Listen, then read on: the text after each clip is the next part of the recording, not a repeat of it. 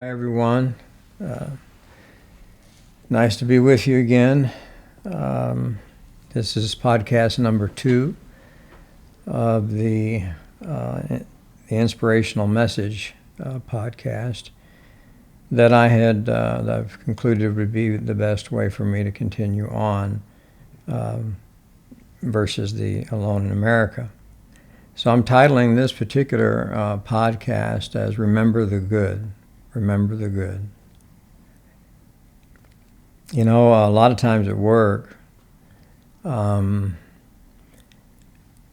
we try to keep things a little lighter. You know, we laugh a lot, try to keep some humor. Sometimes it's not easy, but we do it, and we're successful at it quite a bit because laughter is good medicine, and patients enjoy it, and they like just coming in with a heavy burden and leaving a little bit lighter. And so I try to help with that to the best of my ability. You know, and I kind of did that in my first book, the inspirational short stories, Days Gone By, that I wrote. It was humorous stories. They were true and yet funny, but with some inspirational overtones. So I was thinking about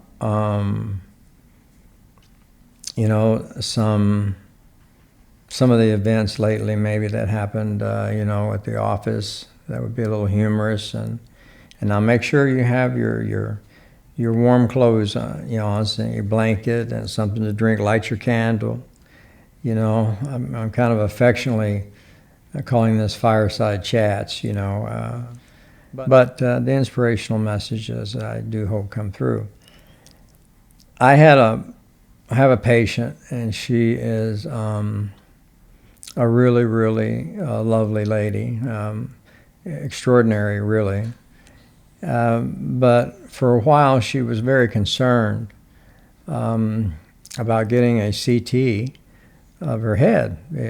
She had been kind of monitoring an aneurysm, and we checked it, and the surgeon had checked it, and it was thought to be that everything was fine, and she really shouldn't undergo the unnecessary surgery that would be rather complex. So we had gone back and forth with this quite a bit, and she was just constantly being rather worried by it. So I decided one day that I would try to lift her up a little bit.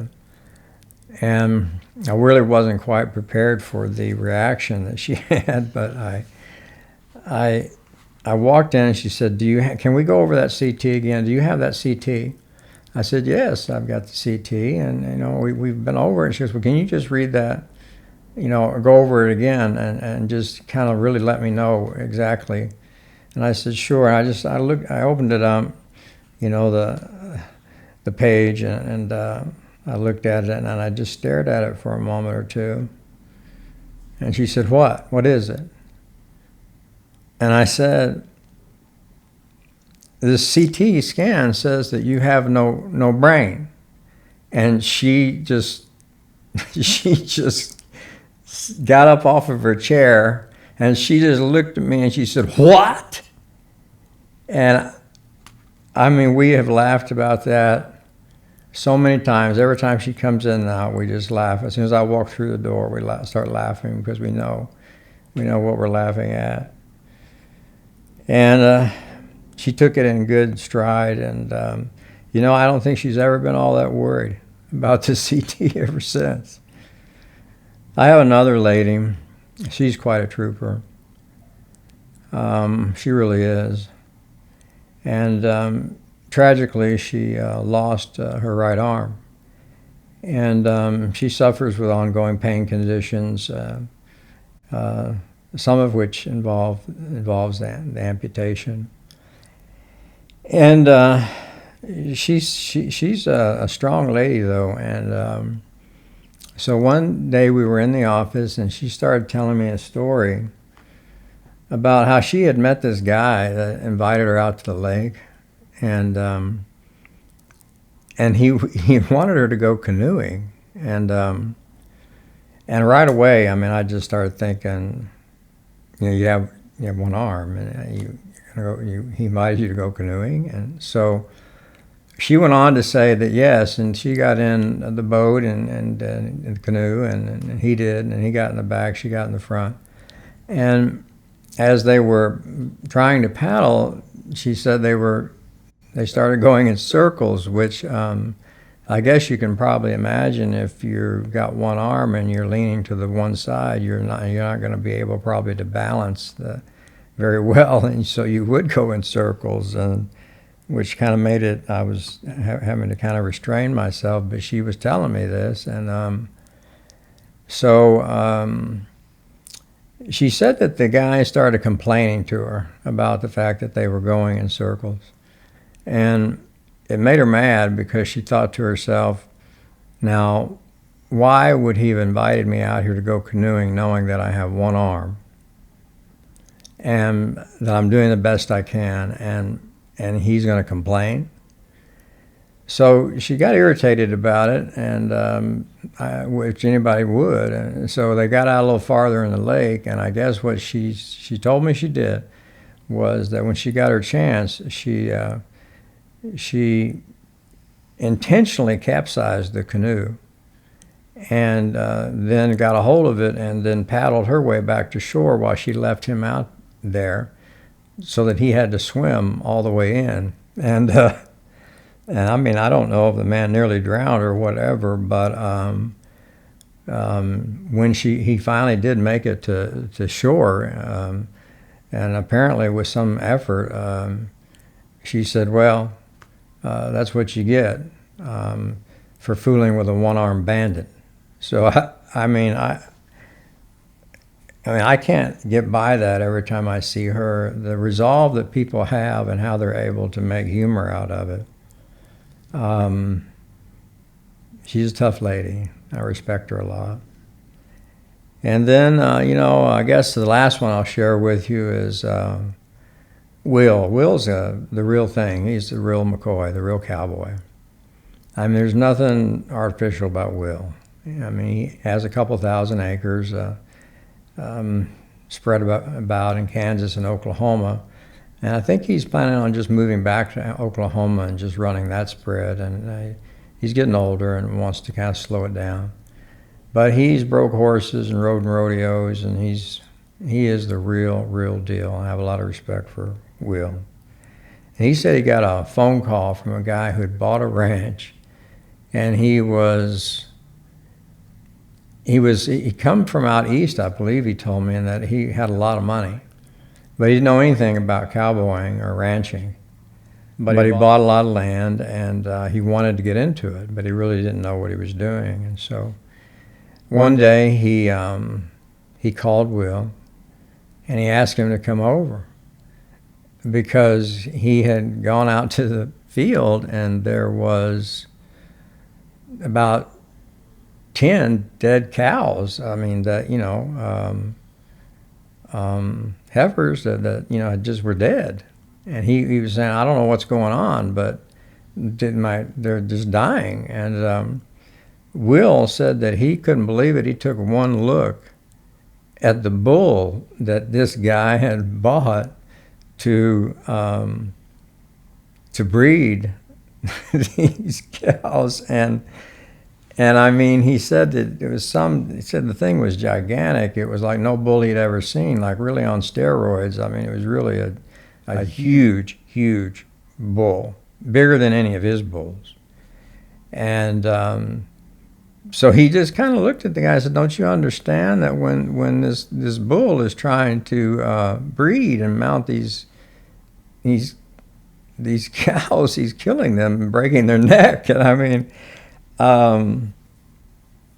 it just brought back to me a memory of when we had the 35 acres down in southern Missouri, and I had decided to have a little hobby farm and bought some calves.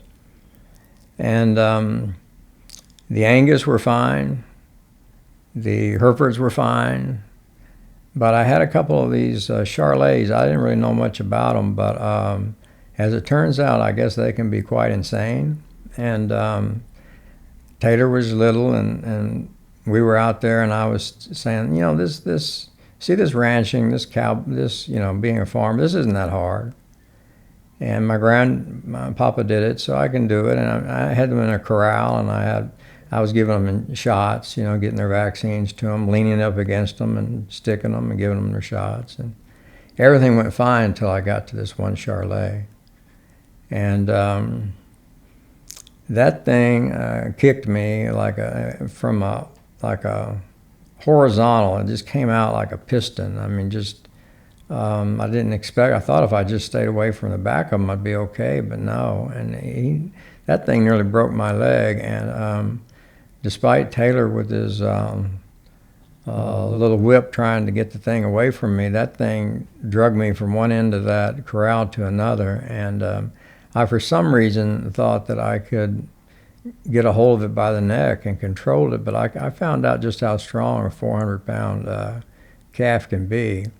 And I was no match for it. So he broke the entire corral down, fled to a pasture next to us. And so there was probably several hundred head of black Angus out there and one white Charlet calf. And I quickly understood, having nearly having my leg broken and being drug around, that I was no match for.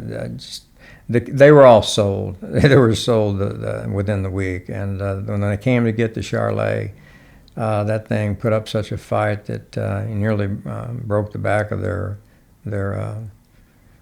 truck. I mean, their loading trailer and everything. He just that was one insane calf. So at work, we try to stay laughing. We try to do that. And I'm at my best when that's going on. But sometimes, sometimes we cry. And sometimes, there's frustration and anger and resentment that can break through.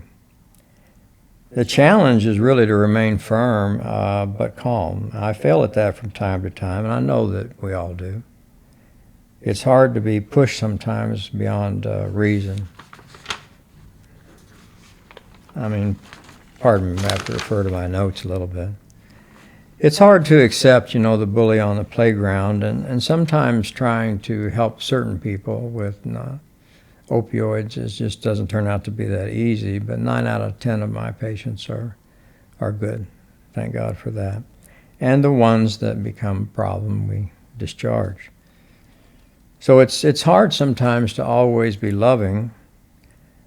Tough love is reasonable, but only when it's administered with reason. So temperament especially can be strained. And I think it's a little especially difficult during this particular time in America. Alone in America was a noble idea, but into the third episode, I realized I was being overtaken by the hatred in the media, and it even took me back to a condition that I had fought hard to be away from, and it even affected my demeanor at work. So I had to get back to who I wanted to be, who I'd fought hard to be, and who I wrote about being, and what I shared with, Letter to God. I mean, I wrote about what I wanted to be and be remembered for. But it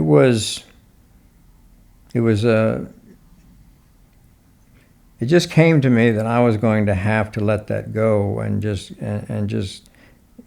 go back to trying to give something positive and inspirational, rather than delve into the fight for moderation amongst all the hatred that was being shown.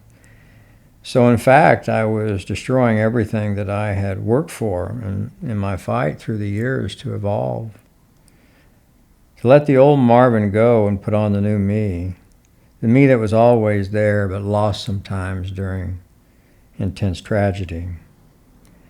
During those times, love would run away and anger and bitterness came calling. But in my letter, I mounted up, one last battle to surrender all of me to my Savior and Lord. And once again, Alone in America with a hatred show was driving me off that course. One can't make others do anything. The choice is theirs. All we can do is make the collective choice to lead by example. The example of love.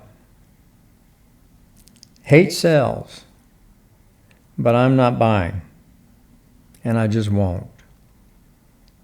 The choices we make are all we own. And that was my effort that I wrote about and turned into a screenplay.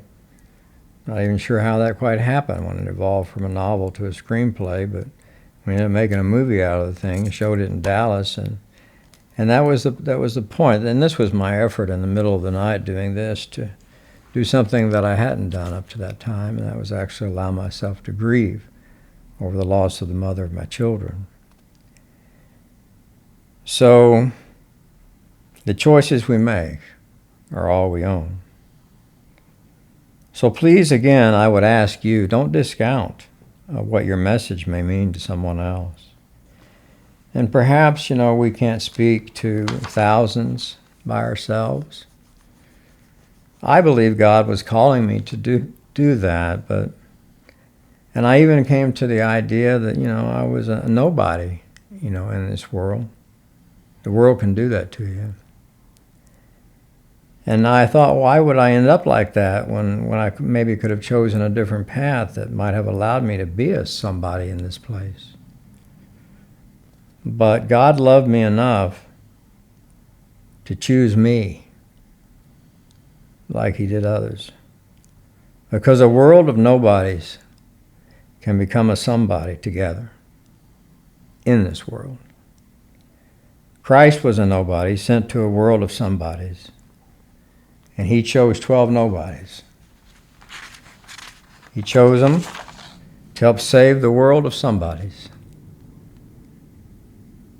And it took a nobody to do that. So let us choose one at a time together so that our collective nobodies can be the voice of somebody. In this world where fame and fortune and being a somebody means something.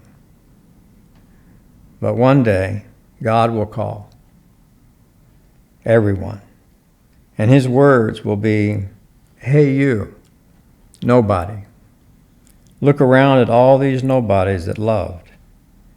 They chose love. And now look, they all are somebodies. So why will we wear a mask? Because we love. Why will we respect the social distance? Because we love. Why will racism end? Because we do have the vaccine. It is love. How will we stop hatred? One life at a time, through love. We will be perfect one day, but today we will love, and love gets us as close as we can. For where your treasure is, there shall your heart be also. This is my story. This is my song. So come on and sing along with me. Who do you love? Who do you love? We were immigrants that formed a nation. Who do we love? So call out for the 911 and let love answer. Use moderate compromise. Stay the course. Our great cities will return to us with 2 vaccines, one for COVID-19 and the other for hatred. All it will take is love. Like General Kelly, Dare to love. Dare to love even when hatred shows up, as souls cry. From Arlington. I remember walking down the street in New Orleans, and my eyes made contact with another pair of eyes. And I knew immediately that I had seen those eyes before. On TV, through a football helmet. I recognized the eyes right away. Soon, his eyes and mine, we were fixed on one another. And I realized that he was as wide as a door, but not that much taller than I. He was a big man. And when we got right next to one another, we both stopped, and I looked at him, and I said, "Singletary?" And all he did was say, "Hush, I'm just trying to enjoy some private time with my life." My wife, I mean. My life and wife. But my words to him was, I respect you. He said, "Why?" And I said, "Because of the words you spoke over Walter Payton." He said, "You know what? That was the nicest compliment you could have ever given me, because it had nothing to do with football, but only with love." Michael Jordan did the same thing with Kobe when he realized that he loved him and he was no longer a nuisance. He became his brother. Love makes the difference, so much difference. So when young, we go to the telescope and it looks at the future and it's all bright and hopeful and it's all in front of us. But when we turn it around, we get older. It's that once good and fresh memories. And it's faded now, and it's kind of hard to remember. But it's that memory and remembering the good, letting the bad go makes a difference. Memories of good times. It's the memory of time that the media chose to report with this thread of unity through love for a brief time. It didn't last, but we can make it last. So I hope you've lit your candle. I hope you have something warm to drink. And just take a few moments and just take a deep breath. And remember the good. I remember family reunions and laughter and running and playing. Baseball. I loved baseball. And I loved my green bike. I remember that to this day.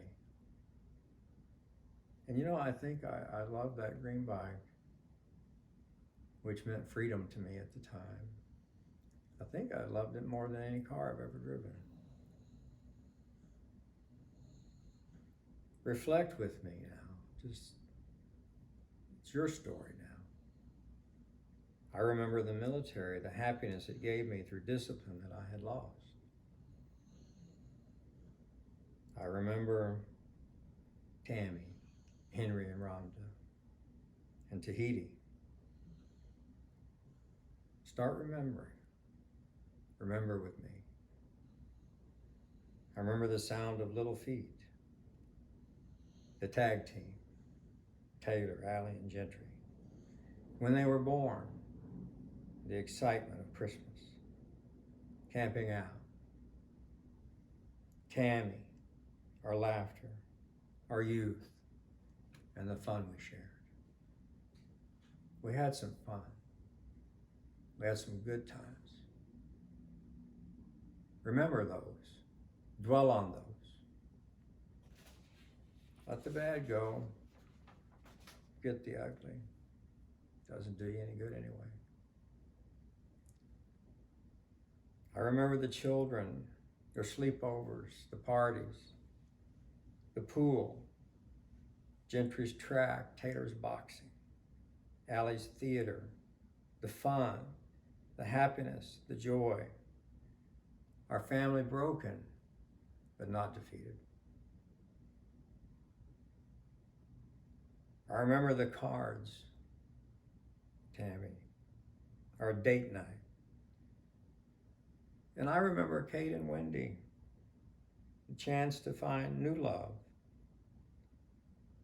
Though we lost, we did share some laughter, dancing, traveling. I know Taylor remembers the lion, winning the gloves. It's a good fight, hard fight, and he won it.